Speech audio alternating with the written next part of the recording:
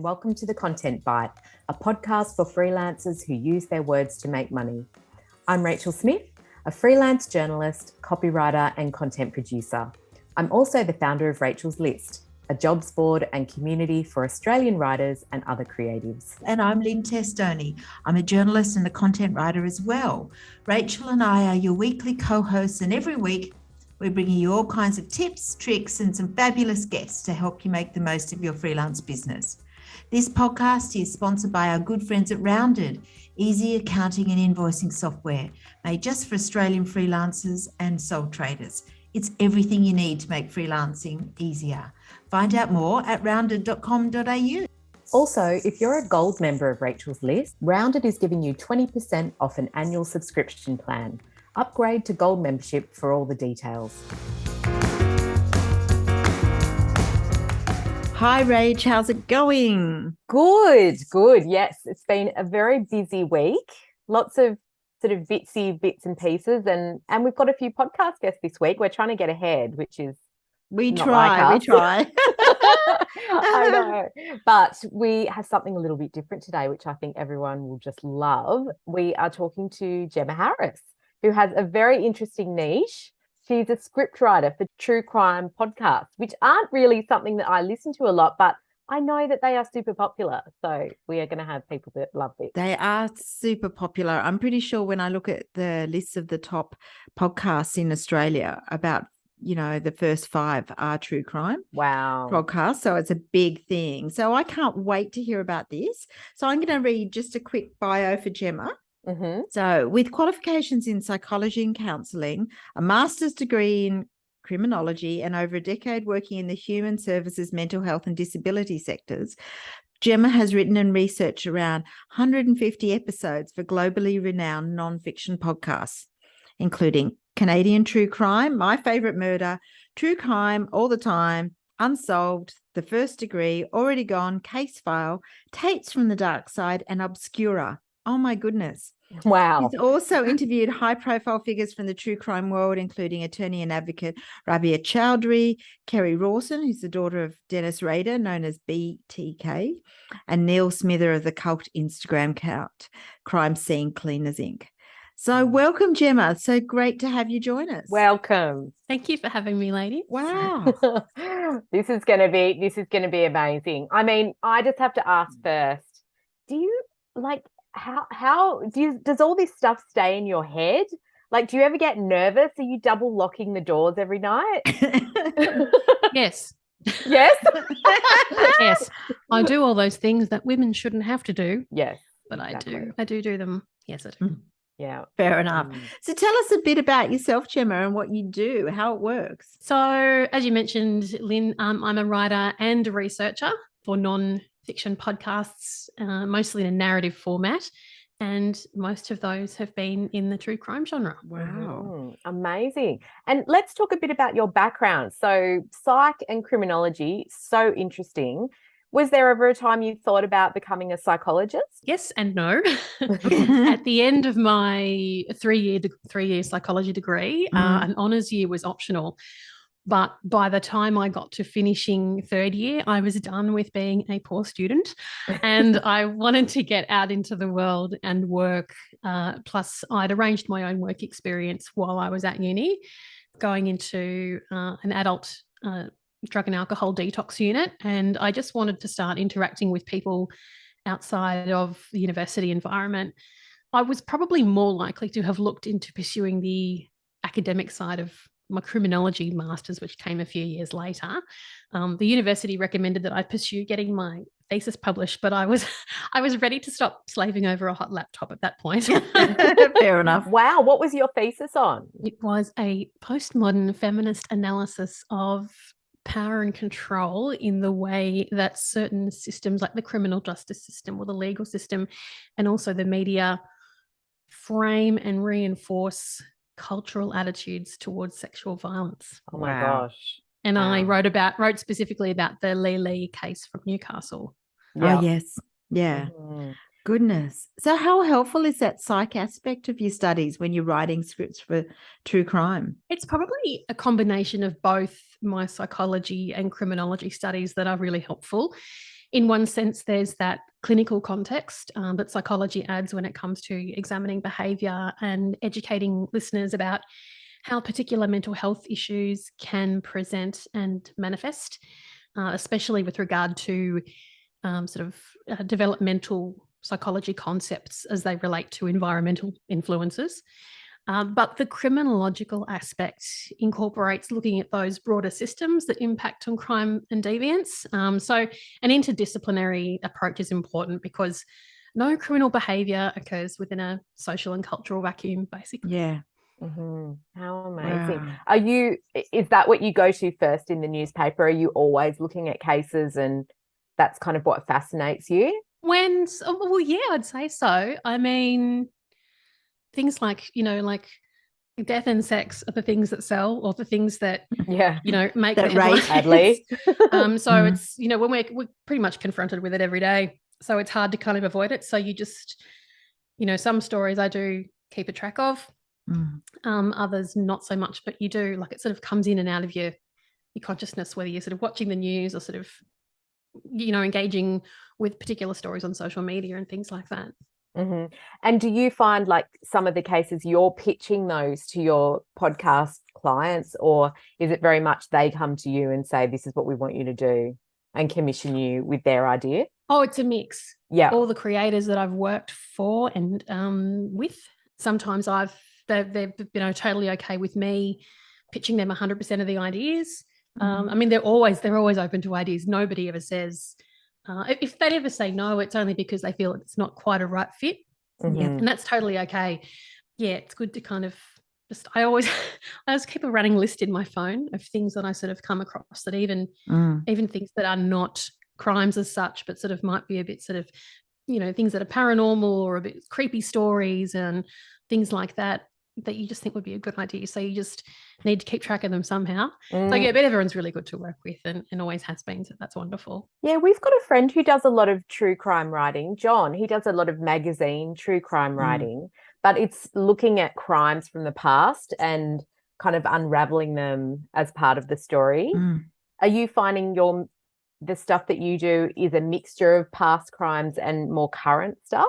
Depends. I mean, how far back are you thinking? Like, I don't know, like... Well, things like that Teacher's Pet, that's been quite big. When was that? That was in the 70s, wasn't it? Yeah. So that some of the big ones have been quite old cold cases, I guess. I mean, when you say old, like historical cases, I'm thinking like one of the probably the oldest story I've worked on has been a guy who ran a very lucrative sausage making business in Chicago, and he killed his wife and disposed of her that way, and that was around the turn of the century. So, oh my goodness! So that's to me, that's an old story. Yeah. Fair enough. But it just depends how sort of infamous they are, I suppose.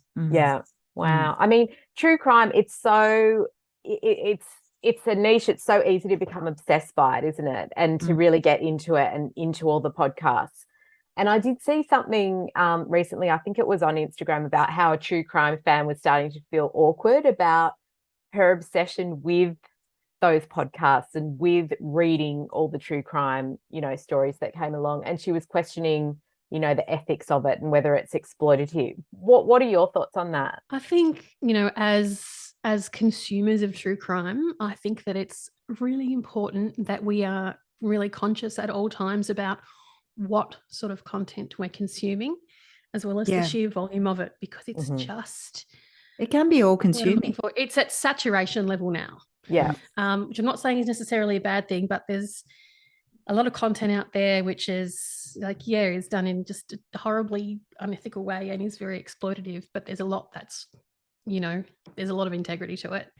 So I think if we don't have that sort of awareness about what we are consuming, that's where it gets problematic, aside from, people who would say that true crime itself is unethical anyway. Just sort of a bit of a different conversation. But as a sort of an example, you've got people in the States who really love following Dateline and they love Keith Morrison. And then you've got lots of other people who love to binge listen particular podcasts as opposed to, say, consuming every single episode that they can about a particular case. So I say it's always important to keep in mind the type of content that you're consuming and if you're a creator, if you're what you're publishing. As I said, there's some incredible investigative podcasts and shows out there that have done amazing things for raising awareness, especially when it comes to unsolved cases. But there's also some content out there that's made despite knowing beforehand that a family is upset about it. And that's just ghoulish and exploitative to me. Yeah. So as a consumer myself, I have my own theory about why women, and it's predominantly women, who listen to and sort of watch this content. But I think regardless of whether you're a consumer or creator, it's about the why behind the story. You know, does a particular well-known story need to be retold 27 times? Yeah. Personally, for me, where I've worked for creators where I choose the story ideas, I never choose cases where I know a family or a survivor doesn't want their story told. That's my ethical boundary. And I've been very fortunate to always align myself with creators who have that at front of mind, because ultimately, you know, you've got to respect people's privacy, no matter how compelling you might think the story is. You're writing about about the worst day of someone's life. And families and survivors need to have their wishes respected. Yes, because there's an interesting discussion because probably the biggest true crime podcast of all time was Serial, which is done by This American Life, was almost one of the first ones. And it really changed podcasting, and it changed the way we listen. And that case, Adnan Syed, he's just been released from prison after 23 years. It's been a big change. But I did hear that, of course, the parents of the girl that was killed is horrified, and they're going to have to relive all this, whether or not, I don't even know whether they believe he did it or not. It's them reliving it. It's hard to remember that there are real people involved with all these. They're not like celebrity people who are media trained and have got minders and support networks. These are often just regular people involved in this. Yeah. And sometimes, you know, there are families who choose to engage the media to help sort of raise awareness about their case. And I think that's very different when you're engaging with someone like that, who's actively, you know, has a public presence, as opposed to people who just want to get on with their lives in their own way. What about you personally, like being so knee deep in all of this and, you know, getting to the nitty gritty of these cases? How do you separate that for yourself and for your own, you know, well-being, I suppose is the word? What do you mean? Are you asking how I kind of switch off? Or? Yeah, I suppose so. Yeah. Do you? I do. I don't like this about myself, but I will. I mean, I get a lot of my news from social media, so news pages. So I'm still, you know, Sydney Morning Herald, ABC, SBS, and then sort of internationally, like, you know, New York Times, Washington Post, the BBC. So I get a lot of my news that way. Can't watch the news for sort of too long. I mean, obviously we have to stay informed about the world and a whole range of things that's going on, but we can't let sort of our interest with one particular thing stop us from consuming news that's important about every other aspect of life. Yeah. We all need to care about politics and the economy. So yeah, I just try to sort of I'm not a news junkie. But yes, getting out of the house is really important. Yes. And I also like to listen to other podcasts that are storytelling, but not necessarily sort of, you know, true crime. And I just listen to some funny podcasts and things like that. So it's really important to break up your consumption of that content, because a lot of people ask me, they say, oh, have you listened to this? Have you seen that? And my answer is often no. Yeah. Because I need to decide. I need to make a decision about what I'm going to consume. So yeah.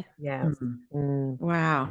So tell us about some of the cases you've written for. Oh my goodness. So many. I know we don't have all day. So pull out some highlights. Yeah. So this was really hard because I've realized the other day I've done around 150 cases. So I'll do my best.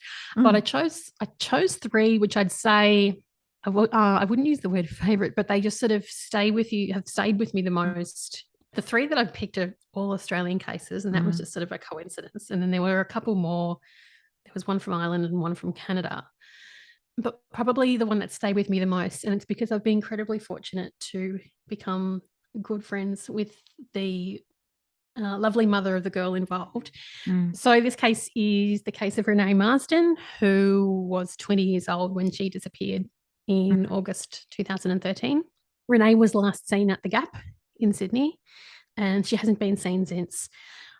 What basically happened after a lot of, her parents doing a lot of the legwork to find out what had happened, Renee had been catfished.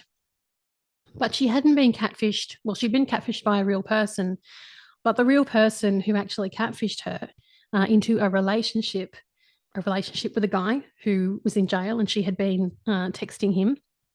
The person who had been doing that was her best friend. Oh my gosh. There's currently no legislation in place in New South Wales that allows anybody to be charged with any sort of crime related to catfishing somebody. So it wasn't a financial type of situation, but Renee was emotionally catfished, and her parents, Mark and Teresa, are working really hard right now and have been since that time to have catfishing criminalised in New South Wales.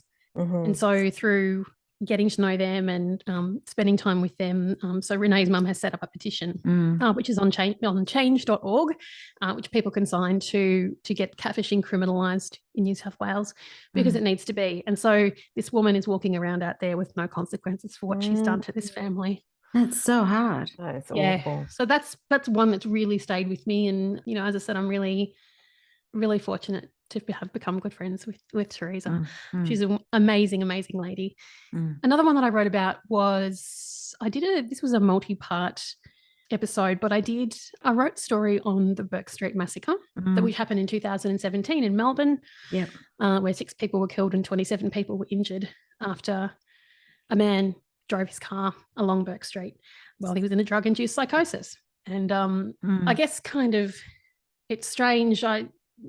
I've met somebody who told me they were there that day and that it was just the most unbelievable thing. You wouldn't think that you'd be out on the street in the middle of your lunch hour and all of a sudden all of this carnage is just kind of unleashed. But yeah, that one really stayed with me. It's just awful. And because you can publicly access the police radio calls, which were going on at the time, that gives it an immediacy, especially when you're writing a story and you can insert that audio, which really takes listeners, not in a sensationalist way, but can really put listeners right in that space.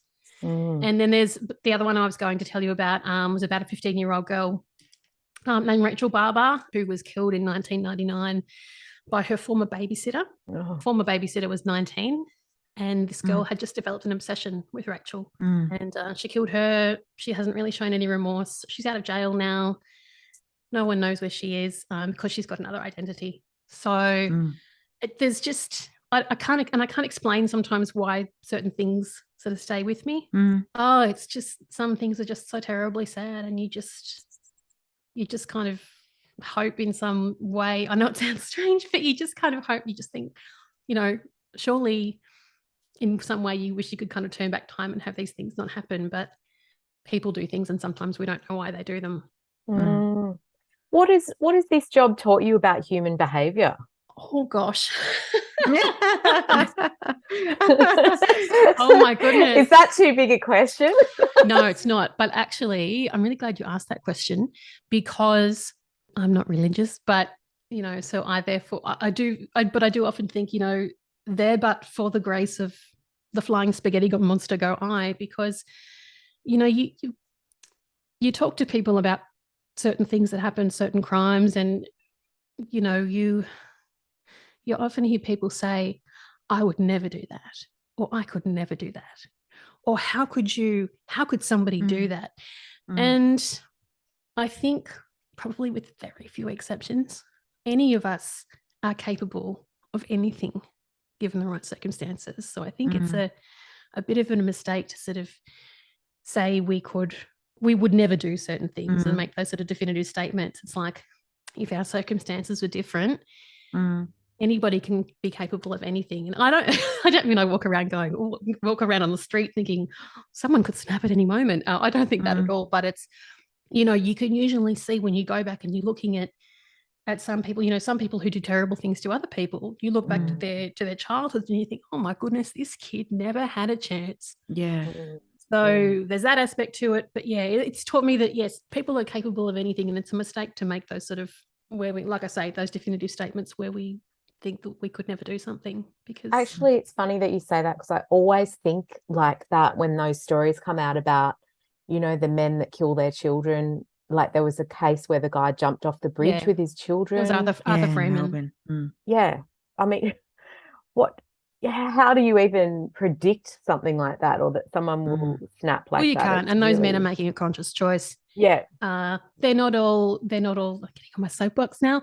They're not all good blokes that just snapped. It's, and sometimes there's no previous signs of violence. I think for one of the things that really makes an effect on me is the fact that it must be hard, because I think I'm a very positive, optimistic person, and I see the good in everybody. And I guess that would be a hard thing to maintain when you're doing the sort of work you're doing. And that's what I worry if you go, like one of my brother-in-law is a homicide detective, and he runs, and he's a triathlete. He's amazing. And I think that's how he keeps insanity, and being out and running and exercise makes him feel better. And that's how he copes. But I think you need some sort of coping mechanism to realize that people are intrinsically good. And I firmly believe that. And these people that you talk about are hopefully the aberration, but also maybe that fascination between like what makes somebody turn bad is the fascination with true crime podcasts anyway. Because we can't explain it or, figure it out. So that's how we try. And sometimes we won't have answers. Yeah. People are desperate for an answer to everything, and sometimes we just won't know. If someone does something terrible and they go to jail and they decide not to talk to the, forensic psychologist, even if it will sort of help them sentencing wise or parole wise, we will never get answers. Let's talk a little bit about your process when you write a script for a true crime podcast. How does all of that unfold? Where does it start and end, and how long does it take you? Well, it involves a lot of thinking away from the laptop. I find myself, even when I'm not writing, I'll be like making dinner or something, I am thinking all the time. Yeah. But I find, look, it really depends. I guess you just kind of, you get it done. And I'm very deadline driven and deadline focused. So I actually don't work well. I don't work well under pressure. So I like to sort of be working as far enough ahead as I can on things to make sure they're really high quality. But I always find it's best to put anything down on the page pretty quickly to get started. There's a meme I love that says, my brain insists on creating a first draft that is perfect. So I have had to really let go of it. Oh yeah, we all do. We've all got to let go of that. It's like, just write, just start writing the thing and it will be what it is. And the goal of the first draft is not for it to be perfect, but to be finished. But I mean, if it's research, it's pretty straightforward. You have to create some sort of narrative as opposed to just plonking a bunch of facts onto a page, and you must ensure your sources are varied yet reliable. Writing, it can be more time consuming because you're revising drafts and sometimes completely restructuring a script to create something that's suspenseful, yet not sensationalist or difficult for listeners to follow. So, but it has to be uniquely your own work. I always need at least a solid 24 hours away from a finished story, so I can go back with fresh eyes for a final proofing. Otherwise, you can't see the forest for the trees. But I always listen to a playback, like an audio playback of my scripts to ensure everything flows, because listening is totally different to reading. Yeah, that's interesting. Yeah. Would you be sort of commissioned, say that it was a story that was like 5 episodes, would you be commissioned to do all the 5 and you would deliver those as a package? Is that how it works? So I ended up writing a season of a show, season 4 of Tapes from the Dark Side. Check it out. The host TZ is amazing. I pitched this idea to him because he was doing an anthology series, like one story per episode. And I pitched an idea to him about the Bogle and Chandler case from Sydney. We sort of chatted a bit more, and it very quickly became this thing of, he's like, no, I've changed my mind. This is going to be season 4. And we're going to have, I think he did 4 or 5 episodes. So one one big long script. He did a sort of a lot of the editing and pulled things apart and went down other little rabbit holes and things like that. That was always intended as a sort of a one and done. But then sort of there was a bit more sort of work done, and it ended up being a season long thing. So yeah, if I was doing a season of something, I would need to have it sort of planned and structured out as to sort of what each episode was going to be about, where it would go in terms of narrative arc, and then so everything sort of blends together seamlessly at the end. Amazing. Wow. Yeah.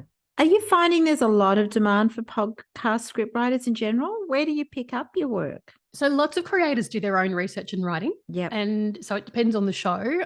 But as shows grow and expand, it's a huge undertaking for someone to do everything themselves. So that's where the outsourcing comes in. My work, it's pretty much 100% about referrals because it's a pretty small community.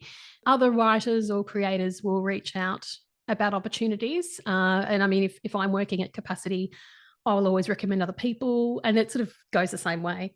There's really talented people, especially women, working both in front of and behind the mic. So I like to take a rising tide lifts all boats approach, and and everyone helps each other out and that sort of thing. So that's how it's very much, it's just word of mouth. Yeah. And what skills do you need to kind of pick up that kind of work? Not just for true crime, but say to be a scriptwriter for podcasts in general, where it's that long form content? I mean, like I say, I haven't done much long form content. It's just pretty much like one story per episode. But regardless, you've got to you're working for yourself. So you've got to have that self-discipline, time management, working to deadlines. You must be able to take direction and feedback to sort of adapt your, be versatile style-wise, be able to write for a specific audience. You've got to have really ruthless editing skills. Yes. Do a slash and burn on your own work, and obviously have an excellent command of language, knowing how to reference, cite references, and to make a story your own, crafting the pace of a story so you don't give away everything in the first 10 minutes because you've got to keep people engaged. And then on the other hand, if you want to be putting yourself in a space where you are interviewing people as part of your research, you must be prepared. It's about being authentic, intuitive, and just asking really intelligent, sensitively worded questions.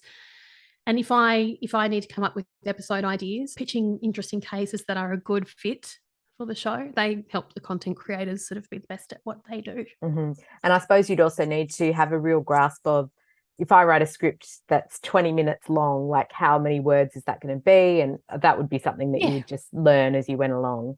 Yeah. Oh, yeah. So generally like 10,000 words is an hour's worth of talking. Okay. Are the episodes that you write generally quite long? Oh, it depends. Some are half an hour, some are an hour. Yeah. So it just kind of depends on the creator and what word limit or time frame they're working with in terms of how long they want their episodes to be. Yeah. Yeah. Interesting. So what does a typical week look like for you? Is it quite varied? Well, yes and no. I mean, I'm always, I have a set amount of hours that I want to hit every week. And I do aim to keep work solely Monday to Friday during the daylight hours. Some nights I'm like, good. I'm sure everybody can relate to this, but as a writer, it's like, it's like, you sit down at 11 o'clock, I'll just do an hour. And then you look at the time and it's like 2 o'clock in the morning. That used to be me before children. I mean, I think for me, like and especially with the content that I'm producing, it's a mistake to go like the clap of 7 days a week. I need to have a solid 2 days off. Doesn't need to be in a row, but I do need 2 days off just to kind of decompress. Yeah, decompress. Yeah. I generally like to work on one case at a time so I stay in the flow of the story. But if some content is particularly confronting, I do take a break and I switch to another story. And obviously getting out of the house is very important. Yeah. Yes. Absolutely. Do you do other kinds of freelance writing as well, or is it just largely podcast scripting? I'm doing podcast scripts at the moment, and that's what I've been doing for the past few years. But I'm definitely open to doing other things. I love reading feature pieces and long form articles because you really get to explore all the nuance of someone's story. So I'm interested in how you price your services. Can you make good money doing this sort of work? You can, but like anything, it's a matter of balancing knowing what your work is worth, Yeah. balancing that with your experience level, Mm. like any career, I was doing this part-time for a long time. Yeah. And I'm now lucky enough to be doing it full time. I have set prices, but each creator has their own budgets they work with. So it's about reaching an agreement where everyone's happy, really. Mm-hmm. Mm. Well, we like to generally ask our guests about their favourite digital tools. Are there any, programs that you use or software that you use that helps you do your job more efficiently? There's an AI writing tool, which I love, which it doesn't sound how it sounds. It's not. I was going to say the writing for me. Mm. I use it right at the end. I use it when I've finished. Yeah. I use it to do my editing. Oh, okay. It's Pro Writing Aid. Mm-hmm. I really like it. I know it's probably a little bit different for people who are writing fiction and short stories, but for me, it's great to just get rid of unnecessary filler words. It hunts down all my ridiculously long sentences where I need to chop them in half. Yeah. So I've found that a really, really good tool. It's just helped me be a more efficient and mindful writer. Mm-hmm. And as I mentioned before, most word processing programs have a read aloud function these days, which really is really important for content that's designed to be spoken. Yeah. Wow, I can imagine, because working in audio is quite different in some ways, isn't it? Like we do obviously a bit with the podcast, but most of our work is written, and it is a different pace. I know when I've done speeches and presentations, it's different from writing long form content, definitely. Even if just restructuring sentences and just thinking, oh, that can't go that way, that's got to go the other way. And as you say, making it shorter sentences, a bit more punchy and stuff like that. And I'm sure it would depend on the sort of content that you're doing. If it's quite confronting, you might be softening a little bit. Or when you listen back, sometimes you might think, oh, I'm not going to put that there just yet. I'll move that down, or we need to sort of change the language around this that I've written. And so it's really helpful that way. You might also like looking at Otter. Do you know Otter AI? No. So that is an AI tool where it transcribes for you while you speak. So if you were reading, I don't even know if it would be helpful for you. I'm trying to think if it would be. Yeah. So I use it to get transcripts from podcasts. I put the audio in and tidy it up. Yeah. So when I do podcasts or if I'm doing a speech or something, it's a really rough first draft. It's pretty untidy, but you can tidy it up and tighten it. It's great for that. Oh, that sounds great. That's how we get snippets for the podcast, because we do headliners with little audiogram. So we put in this conversation and then pull the best quote out for the snippet. Yeah, so that's useful. Awesome. Do you have any advice for anyone thinking of a similar niche to you? I mean, everyone loves true crime podcasts. So I'm sure there are people who want to go, wow, that sounds like such a great niche. I mean, I would say go for it. It's weird to think that the medium that I currently work in didn't exist when I finished school or even finished university, which was a long time ago. Yeah, I definitely think that with what I do, if you have some form of higher education that has a strong literature research and writing component, that's really important. It just sort of gives you a leg up. Learning how to structure a clear and well-presented argument or story with an appropriate level of analysis will really help sort of set you apart. Amazing. Wow. I know you've got a website for your work. Have you optimized that for podcast scriptwriter or something like that? Do you look at keywords or think about keywords, in helping people find you? I know you said a lot of it's word of mouth and referrals anyway. I go through WordPress, and I did have a kind of wonderful friend who helped me set it up as well.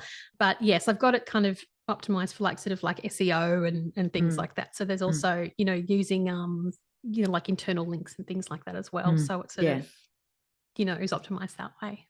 Yeah. Great. Where can people find you then? I didn't actually ask what your website is. People can find me and my work at gemmaharrisfreelance.com. It's Gemma with a G. And I can also be contacted through my website as well. Great. Fantastic. Wow, this has been so fascinating, Gemma. It's a really interesting niche, and I'm sure I'm sure Rachel and I have both got so many thoughts going on in our heads after chatting to you. It's really good. Yeah. And that sort of brings us to the end of the show this week. But thanks to Gemma, of course, and for everyone listening and sharing us on social media. Don't forget to leave a rating or review on the platform where you find your podcasts. Yes. Thank you again, Gemma. Thanks, ladies. Yeah, we'll pop some information in the show notes in your podcast app. So head there to find out more about this episode and where you can connect with Gemma. And thanks again to our sponsors, rounded.com.au, easy accounting and invoicing software made just for Australian freelancers and sole traders. You can find them at rounded.com.au. Thanks, everybody. Bye. Bye. Bye.